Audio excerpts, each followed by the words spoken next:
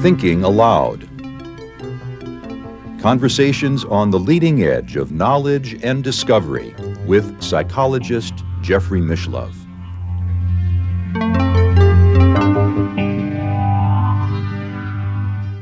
Hello and welcome. I'm Jeffrey Mishlove. Today we'll be exploring the life and career of Eusapia Palladino, one of the most powerful physical mediums of the late 19th, early 20th century, and certainly one of the most controversial figures in the history of psychical research. My guest is Dr. Carlos Alvarado. He is the author of Charles Richet, a Nobel Prize-winning scientist's exploration of psychic phenomena.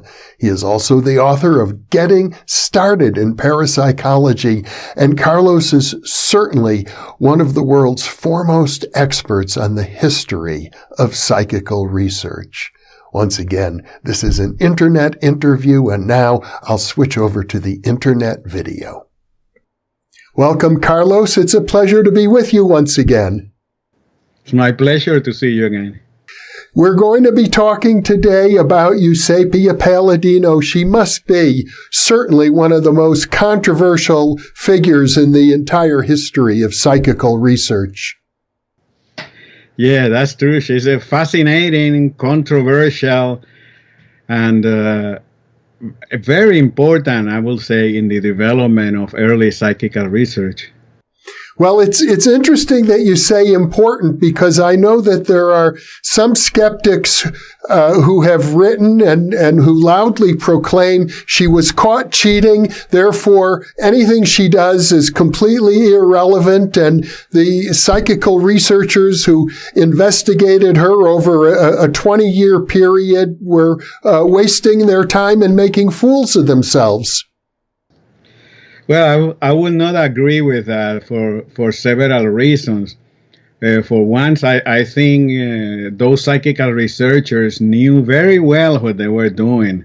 They knew much better than the current critics that talk without knowing the material very well and without having experience with physical mediums, most of them. And second, I will argue that even if you accept that everything she did was fraudulent, and I do not think that was the case, but even if you accept that, her influence was extremely important. That's one of the reasons why I have been interested in her for a long time. Everything she did influenced a lot of researchers to develop theories, to develop methodology, and that affected psychical research. Well, why don't we begin by giving our viewers a little bit of biographical background. She was born in Italy, for example. Yes, she was born in 1854 and lived up to 1918.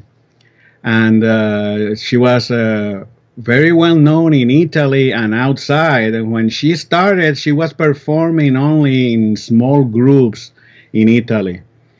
And was known to the spiritists there, but not to the outside world. And slowly, one thing leading to another, she started going out into the world because her performances were extraordinary. She was mainly a medium of physical effects, mainly table levitations, movement of objects, luminous effects, lights will appear around her or will float in the seance room, and also materialization phenomena. She did not produce too many full body materializations. They were mainly hands and limbs, but there are records, particularly of seances held in Italy, in which people report full form figures that appear, including figures that resemble people that they knew that had died. So that adds up to the interest of her case. I know that she attracted the attention of, I guess you would pronounce it, Cesare Lombroso, and Before I entered the field of parapsychology, I got a master's degree in criminology, and Lombroso was considered really the father of modern criminology, a very famous scholar in that discipline. Yeah, Lombroso was really big in Italy and international. He had a big reputation as a criminologist, but also as a psychiatrist. He had a lot of ideas that today would not be considered, popular, such as the biological inferiority of women, certain physical traits that characterize criminals. That I believe that those things are not accepted today. But at the time, I'm talking the late 1870s, 1880s, and even up to the 1890s, he was very influential in all those disciplines. So he was really a big name. And at one point, some spiritists were trying to convince him to investigate the psychic phenomena. Particularly, they wanted him to have seances with Palladino. At first, he could not do it. He did not want to take the time, or the reasons are kind of obscure. But at one point, he had seances around 1891, and what he witnessed really shook him up. He went in thinking that all those things were fraud, not very well attested testimony for phenomena. And all of a sudden he found that he was the witness, and he was seeing the table going up and down. When he looked around, the medium was not touching the table. Basically, he became convinced that the medium was real. What's interesting in his case is that he believed Eusapia was a real medium, but he also believed, following his ideas in psychiatry, that she was a hysteric, that she had a pathological personality, and there was a curious and fascinating combination between the pathology of her nervous system and real psychic phenomena. So things were real moving, he thought, because there was a force coming out of her body, and that force will come out more easily because she was a hysteric that could not control her nervous system in the normal way, and all that energy that was usually inside the body kind of went out, directed by some intelligence. But that was basically his explanation. And that explanation was, what was more novel was the whole combination with hysteria, because, he was very well conversant with the studies of hysteria coming from France and other places. But the whole idea of having a pathology of the nervous system existed before him. But nonetheless, because he was so eminent, he popularized that idea and wrote extensively about it. And even more important than that was that his endorsement of the medium really counted for much in the early reputation of Eusapia. He was so eminent that a lot of people, including journalists in Italy, stopped and said, well, if the great Lombroso is endorsing Palladino, maybe there is something behind all of this. And then that started attracting a lot of articles and investigators. Seances were held, and she was launched into the world after Lombroso wrote about her. Let's talk a bit about her personality. I gather that she was really came from a very impoverished background and had almost no education. Yes, that's true. She had no education. The accounts say that she didn't know how to read. She learned to write her name, but other than that, she had no background in anything that you would call, normal education in Italy or elsewhere, and. But she was very shrewd, and I will say very intelligent. The accounts that you find, and a lot of these things is written in the reports, around the reports of the seances, you get all these little details of her personality, the way she looked, the way she smiled, the way that she behaved, that she really knew what she was doing. She really knew that a lot of the people around her were very much above her social station in life. She was sitting with people from nobility, for people from science, and here she was, who had a lot of people call an ignorant peasant woman, that was attracting all these people that were fascinated with her. She was also known to be extremely impatient. People that were skeptics, she did not suffer them well. Although on occasion it was the opposite. She tried to perform for them, to convince them. But there are times on record, especially Lombroso writing that he has seen her getting extremely angry at someone, and almost to the point of getting up and going to the person and beating the person with her fist. I don't think that ever happened. At least I had not seen an account, but Lombroso said that she came really close.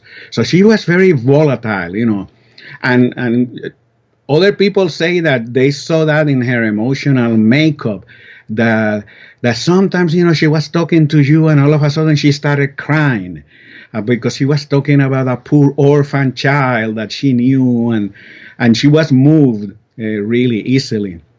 So she combined all these things. At the same time, there was her propensity to commit fraud. A lot of her investigators, especially those that knew more about trickery, basically knew that she was committing trickery during the seances.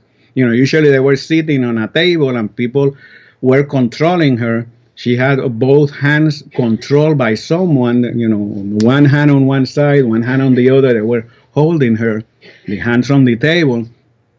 But there were people like, for example, Hewart Carrington, that was a British researcher that lived mainly in the United States. And he wrote a textbook about psychic fraud with mediums.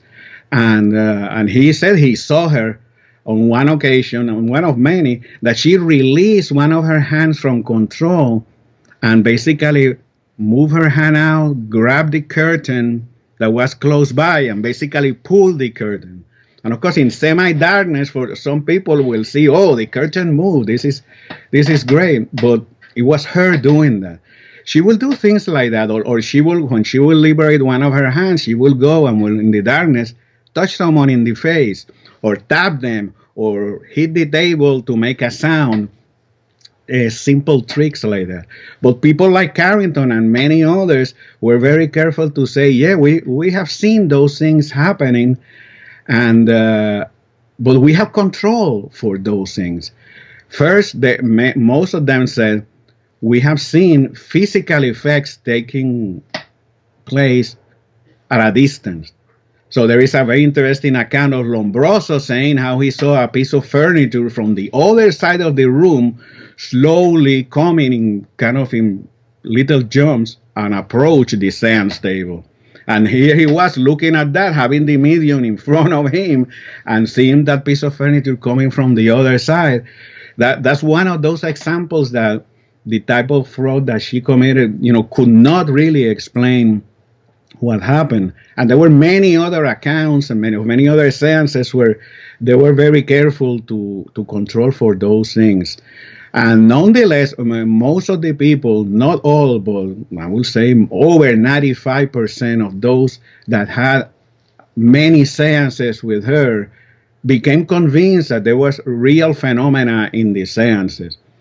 And it was a question of giving her an opportunity to get into the seance, get into the mood. And the mood was very important because they had really to be very nice to her. That was also part of her personality. She loved to be given importance, to be treated respectfully. especially from people that were very eminent. And a lot of those people had money, a lot of money, so they will give her jewels. They will, when she will visit them, they will take her out to the theater. They will have dinners in which a lot of people will come to see the great Eusapia, and she loved that. That was part of her personality. And they believed that was extremely important for her to be happy, for her to be satisfied from the way she has been treated. That was very important, so that later on she was in a good mood and that phenomena would happen. I understand one of the characteristics, even though she wasn't necessarily a very beautiful woman, she seemed to be very seductive, and critics often accuse the researchers who endorsed her of having sexual affairs with her. Yes, well, I don't know of any sexual affairs that were reported, but certainly ideas like that were proposed. The main one was a woman named Laura Finch, that was the editor of the Annals of Psychical Science. That was a journal devoted to psychical research.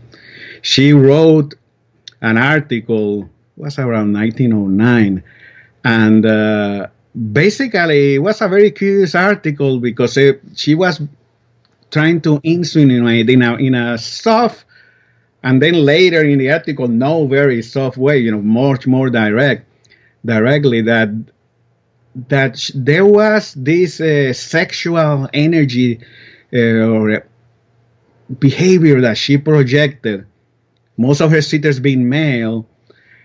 And she said that as a woman, she was able to influence the men around her. And her whole argument, it was not so clear about how that happened. I mean, there were gestures, and she will get the hand of one of the researchers, and perhaps would put her in her face, or will just squeeze it, or will do things like that. And but her idea was that the men were not really great observers when they were in this state of seduction. It was like a hypnotic seduction thing. Again, that's a fascinating in terms of the personalities involved. I find all those things fascinating, but certainly that really cannot account for a lot of things. Among them, these many photographs of objects floating, tables levitated. I don't think a table can be seduced, by anyone. It doesn't matter how attractive they are. And certainly, you were right. She was during most of her life, she was not a particularly attractive woman.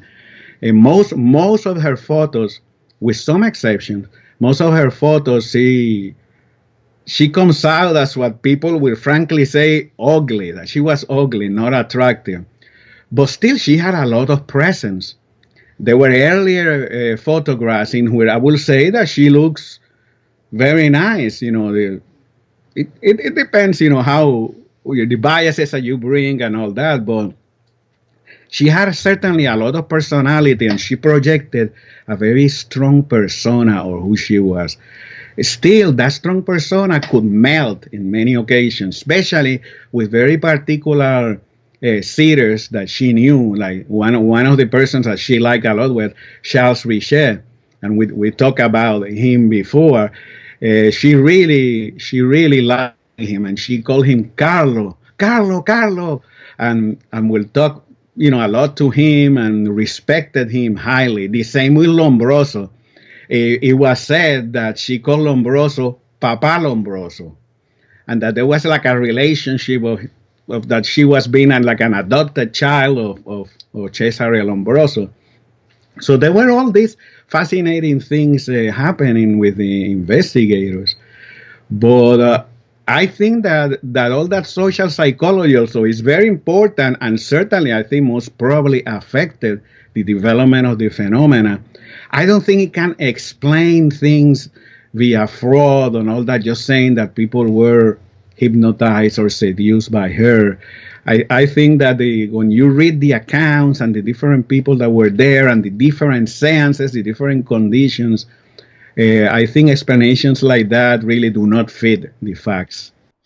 I thought it was fascinating. I know in our previous, one of our previous conversations, we talked about Charles Richet and how he was a Nobel laureate physiologist who held seances with Palladino and endorsed her work, but she also worked with very famous scientists like Marie and Pierre Curie, the discoverers of radium, also to other Nobel laureates who also, at least Pierre, I understand, endorsed her phenomena as real.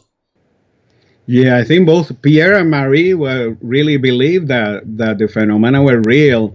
And just before Pierre died, he died in an accident in Paris.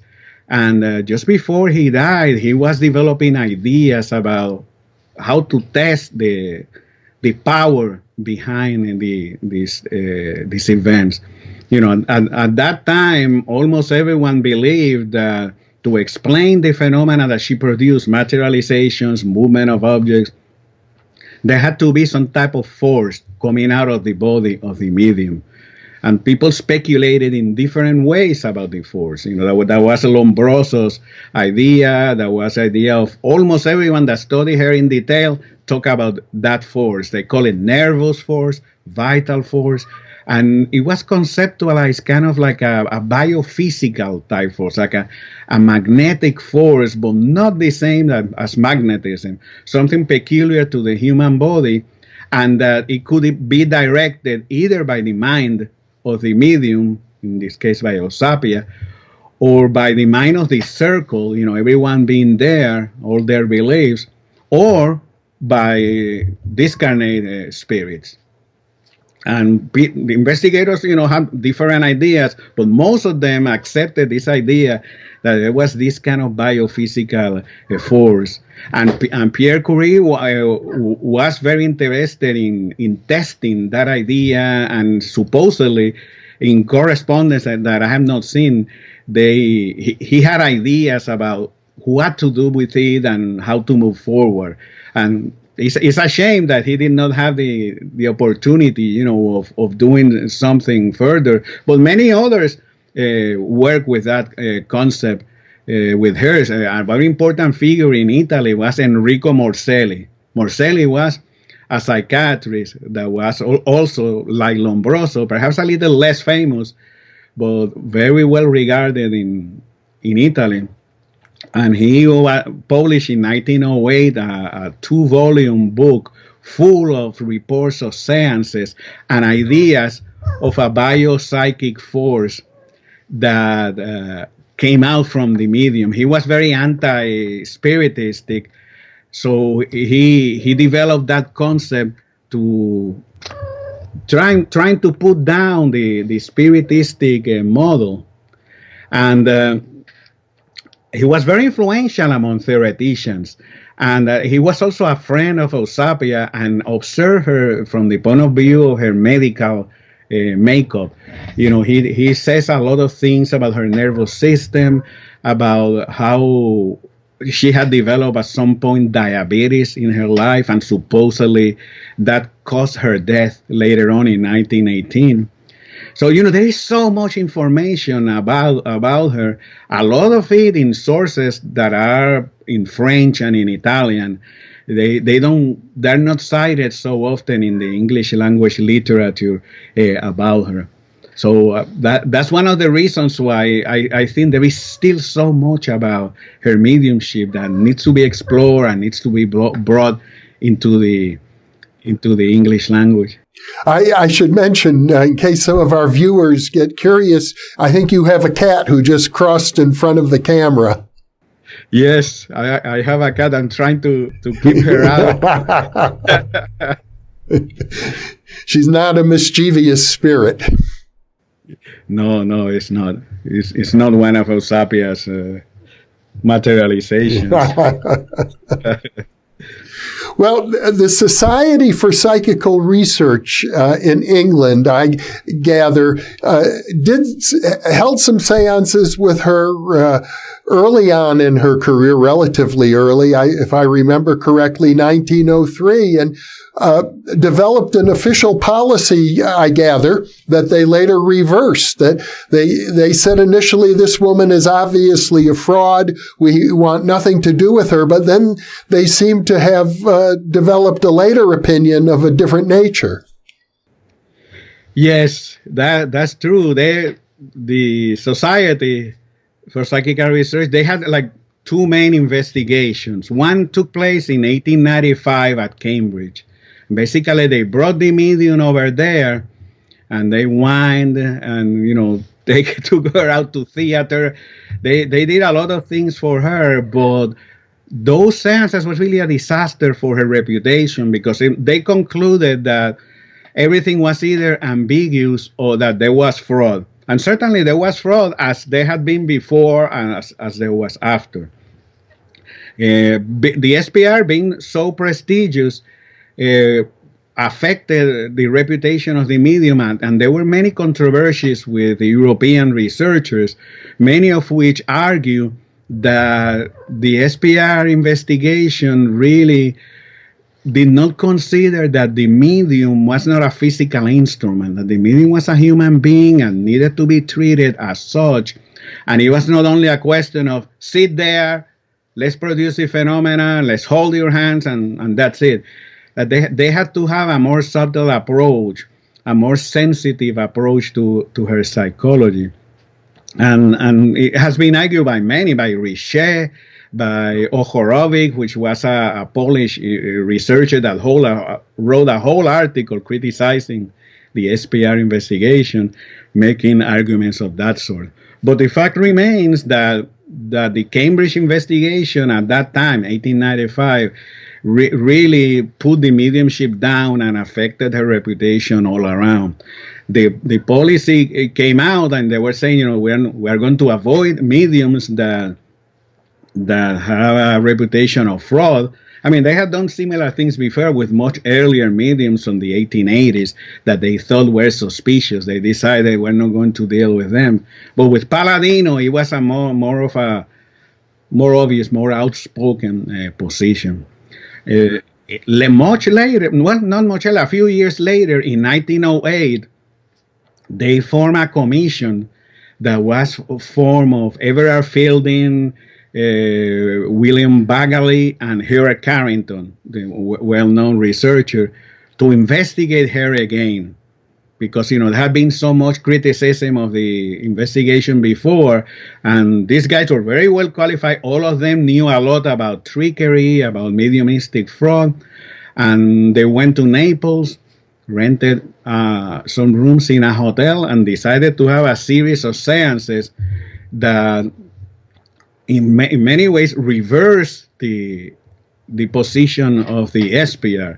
The investigators at first were very skeptical. Carrington was very skeptical. He had written before about the medium, thinking that she was not real at all. And nonetheless, all of them observed phenomena under their own conditions that they said this was amazing. These things are real. And they said so in the report that came out in 1909. It's one of the proceedings of the society. And it was an extremely influential report because of the reputation of the researchers, that they were really well qualified, but also the way it was written. Whenever there was a phenomena, one of the things that they will say was, okay, the table was raised on the opposite right-hand side. What is the control? And then the guy that was holding the left leg or the hand, or they will say, I was holding her, I'm sure I had her under control. Carrington or Fielding will say, I can say the same from the other side. It could not have been her. And so, they documented so many things under very specific conditions that at the end they had to say, after a few seances, our skepticism vanished because of our experience. And certainly not everyone accepted those results. In modern times, there have been criticisms of the report, unconvincing in my opinion, but that's basically what happened. And one of the problems in dealing with these things is that these phenomena are considered by so many people to be so incredible that anything that you can say to put them down in the minds of some is enough to erase the best evidence that can be recorded. Even if there were people there in full light and they will all see the thing moving and all that with nothing around, something extremely clear with photographs, even that can be debunked when you say, oh, come on, you really believe that tables can float? And it's very easy to ridicule stuff like that. And when you talk about hands that will appear and touch people, that applies even more.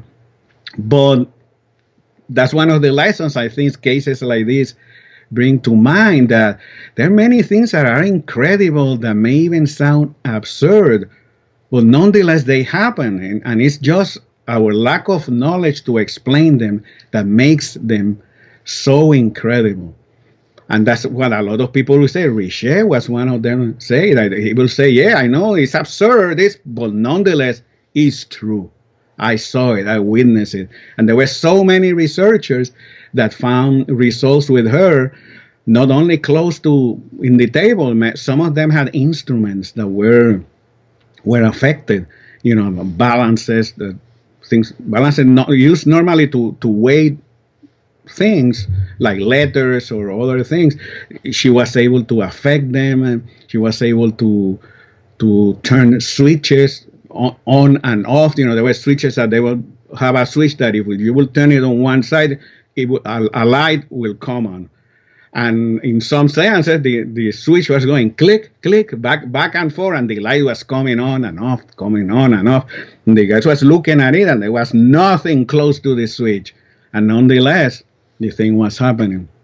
So I think when you see all the evidence in the best reports coming in, it's very difficult to reject the whole thing, even at the face of how incredible and astounding the phenomena looks. I did an earlier interview with a fellow named David Jaher, who wrote a book called The Witch of Lime Street about another great physical medium, Marjorie Crandon in the United States, who produced a lot of similar phenomena, maybe a decade or so after Eusapia, and very much the same sort of controversy arose, where you had people testifying this is absolutely real, and other people saying, you're an idiot, it's impossible, it can't be real. And I'm under the impression that at some point, a phenomenon of that sort, it either died away temporarily, or maybe researchers got tired of looking at it. I think J.B. Rhine at Duke University decided to take things in a very different direction with card guessing experiments. What do you think happened in terms of the era of great physical mediums? Yeah, that's a good question, and it's something that we all wonder. I think on one hand, there is the thing that times change and certain phenomena kind of go away for reasons that seem to be more social and cultural. For example, the classic era of hysteria that Charcot studied in France, a lot of the observations of Charcot and his followers, a lot of people at the time and later were claiming that was kind of created by the psychological and social environment of the times. And I think certainly physical mediumship in a way is kind of similar. The times have changed. The support, even inside spiritualism, for that type of phenomena it changed. It was not the same as it was before. Before mediums were more encouraged, were more trained to produce those phenomena. I think those things also changed, and there were less and less mediums to produce physical phenomena. But at the same time, the skepticism, the situation became very difficult for a lot of the mediums. Certainly, there was a lot of controversy in newspapers, in the public eye. It didn't stay only in the parapsychology publications.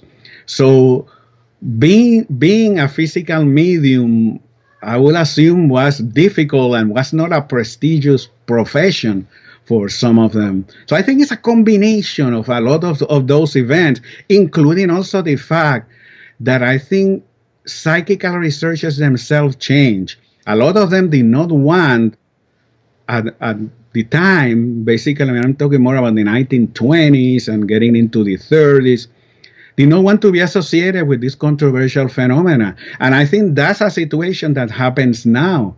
A lot of people, I remember someone telling me that he did not want to go or participate in some of these investigations in recent times.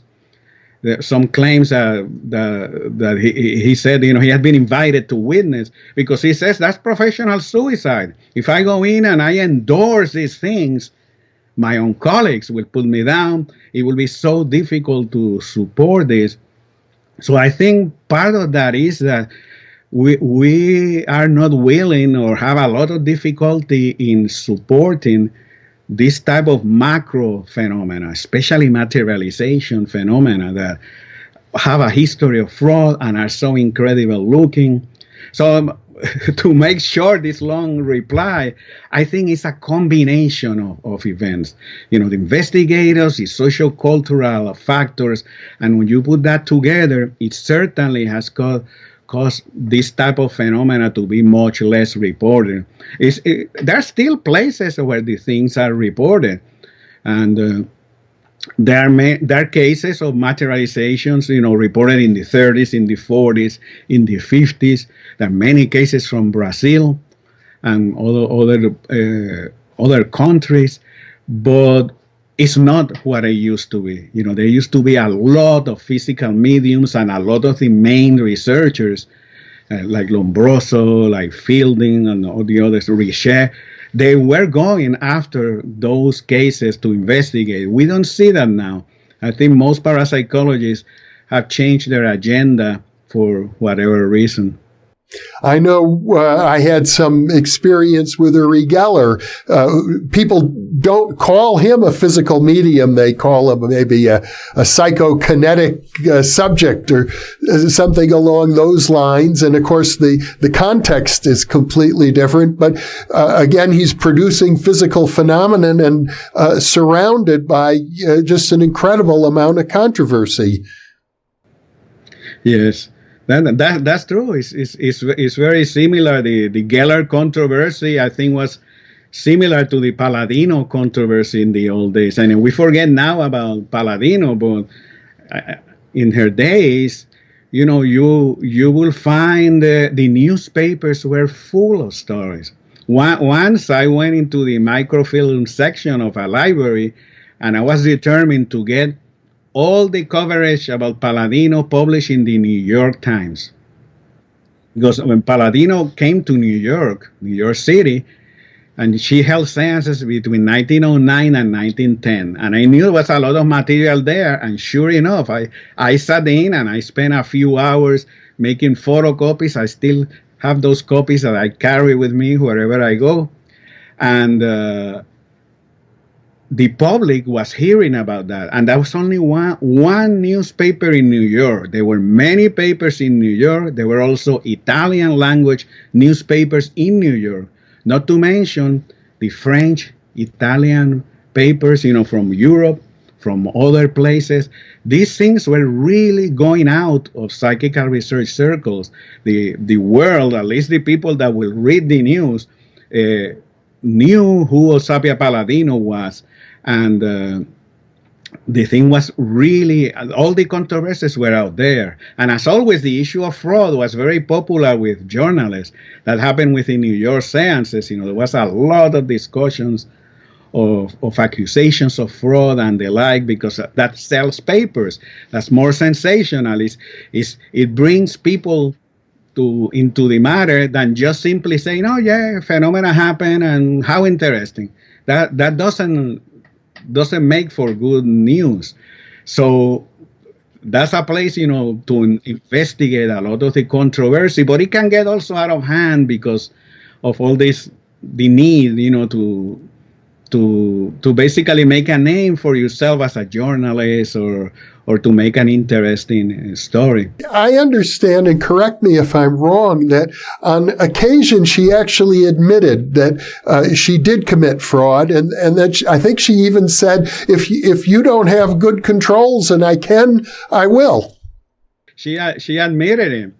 And the issue, and that's another reason why her mediumship is so important, that she inspired all these theoretical ideas in researchers. And one of the ideas, other than ideas of biophysical force that I mentioned, there was a lot of that.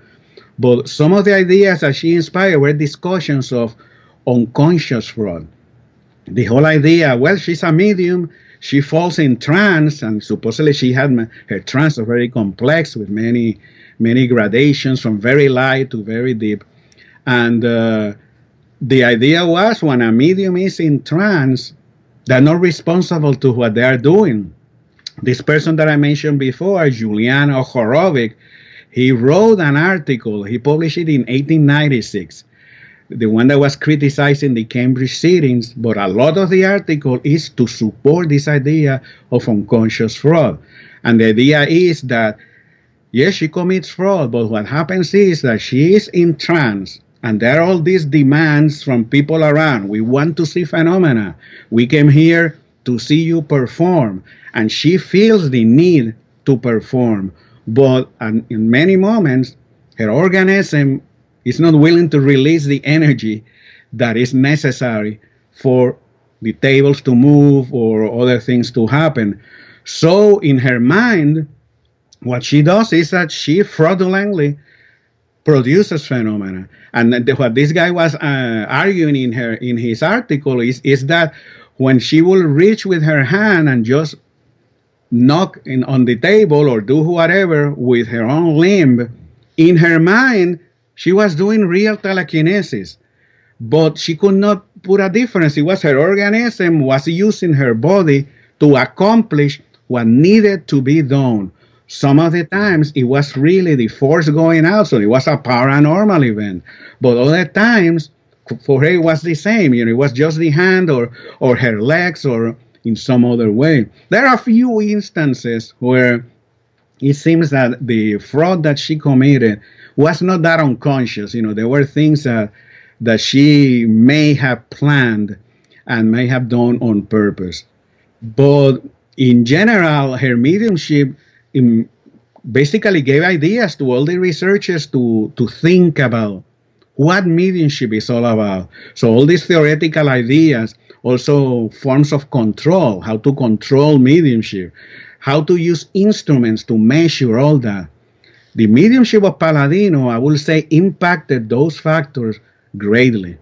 And that's what I mean when I'm saying that a medium can be very important in the development of a field, in this case of psychical research, even if you argue that she was fraudulent all the time, which I don't think was the case. But even if you argue that, her influence was tremendous. And it was not only her, people like Didi Hume in previous years, in the 19th century, were also very influential like that. What they did and the way they behaved inspire all these research techniques and theories and ways of dealing with mediumship that affected the field of psychical research. Mm-hmm. Do you think, Carlos, that if somebody with that kind of talent were to show up today, that contemporary parapsychologists or psychical researchers will be prepared to engage in more sophisticated studies? I will hope so that there will be, but we have now a few mediums that make claims, and I don't see a lot of people in parapsychology, being actively interested in doing it. What I will argue is that there is the possibility of doing much more now. If it's done or not, that's difficult to predict. But I think we have now technology that we did not have before for controlling the medium, for measurement of all kinds of effects at the time where they happen. So, a lot of people in the old days, Lombroso, Morcelli, Richet, everyone that sat with her will argue that she showed physical reactions related to the phenomena. That when a table moved out there, her hand will go like this, or she will tremble when raps were happening around. There was like a physiological connection between her and the phenomena. There were after effects. After the seances, she will vomit, she will be almost fainting. And what I'm arguing is that now we have so many ways of physiologically measuring those changes that may be able to do much more detailed studies. So there could be real progress theoretically, assuming, of course, they can capture, the real phenomena. If it will happen or not, as you are asking, is hard to say. I would like to say yes, that it will happen, but we have to see, a lot of researchers, especially those that are university-based, have limitations in terms of things that they can do, in terms of the resources that they have, in terms of their reputation, as I mentioned before. So it's hard to predict all those things. And the issue of resources, I want to go back at that, is very important, because in the days of Palladino, if you notice, a lot of the people that have seances with her, not everyone, but people like Aksakov, like Charles Richet, Lombroso, were people of monetary means. They were people that could bring the medium from Italy to France or other places, have seances, and that will mean that when she will come, they will have several people staying in their houses. You have to provide food for all those people, entertainment for the medium. It's a lot of money and time. Current researchers don't seem to have a lot of those resources. Very few people in parapsychology today are rich. In fact, I don't know of anyone. And that's a practical reality that I think has affected a lot of these types of studies, and will continue so in the future. But still, I think there are ways of finding them, of finding funds, or finding. What we need is motivation. What we need is the belief that there is something important there that can be measured, and we can learn about it. I'm fully convinced of that. One final question, Carlos. Since she was a spiritualist medium, and people of that era were very concerned about the question of post-mortem survival, did she contribute in any way to that endeavor? I would say that she did, but there is very little supporting survival in most of the English language publications about her. The only places that I have seen are the Italian reports, when some of them have been translated. For example, there are the seances reported by Giuseppe Venzano. He was an Italian physician, and he sat with the medium in a small group that developed in Italy for the study of psychic phenomena. And it was a spiritist group. Everyone was a believer. They were very open to that. The reports that come from there, I have always found it to be very different from the reports from the SPR and from other people, in which they focus only on the phenomena. They didn't move what happened in the sense. But in these Italian reports, we find materializations appearing that will even speak and say something that was recognized by someone in the group, like saying, "Hey, this is my son that is here." There was one case that was like that. Then the son kind of appeared, and someone in the seance room, there was lighting off, and the guy had a talent in drawing, and he did a quick sketch, and later on show it to the sitters, and one of the sitters says, "Well, that is my son that died, a few years before," and so forth. From those seances, we have little things like that that I think support the idea of survival. But most of her mediumship, I mean, most of the reports have very, very little about that. So, she's never considering discussions of survival. There are other mediums that are more, and of course, she also had a few mental effects. Like she's said to have some telepathy here and there, and to do some writing, automatic writing, but that was not really her main thing. Her main thing were the physical phenomena, and most people go to mental mediumship for evidence for survival, which I think, to be fair, that is stronger with mental mediums, the evidence for survival. And in fact, I gather that many of the researchers like Charles Richet were more interested in the physical side of things than in the survival hypothesis. Yes, that is true. Many of them were. Some were, particularly the case of Lombroso is interesting because he started being concerned with the physical side and hysteria and ideas of psychopathology. And later on, he changed his mind and he accepted that spirits were probably affecting the mediumship because he thought that there were some physical effects that a psychic force only coming from the medium was not enough to explain what happened. So, he in his last publication on the subject, he clearly says that. But most of the others, Richet at that time was certainly not into survival. Enrico Morselli, that I mentioned before, was the opposite. He was an anti-survival researcher. And he will explain everything through psychic abilities from the living. If it was not the mind of Eusapia, it was the mind of the seers, So he will say, in that case where a materialization had a face and was recognized, he will say, well, the mind of the medium combined with the mind of the seers, they will have that information. So that will come into the medium, she will put out a materialization, and it will give the shape of a form that will be recognized in that way. And that's in the whole materialization literature, they talk about the idea of idioplasty. And that's the idea of putting an idea out there in form, giving form to an idea.